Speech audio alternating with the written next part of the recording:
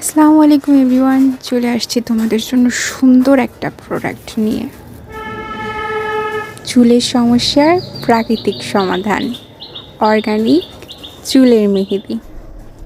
এটা ব্যবহার করলে তোমরা পাচ্ছ সুন্দর এবং সিল্কি চুল, ড্যান্ড্রফ মুক্ত চুল, এবং যেই সব আঙ্কেল আন্টিরা মানে মুরব্বী বয়স্ক যারা প্রাকৃতিক উপায়ে বাটাবাটি ঝামেলা ছাড়াই নিজেদের চুল একটু লাল করতে চাচ্ছেন, তাদের জন্য একটা বেস্ট প্রোডাক্ট।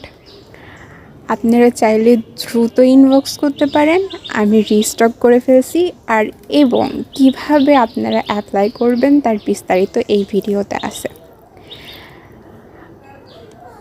এটা মিক্স করে 15 মিনিট রেখে দিবেন।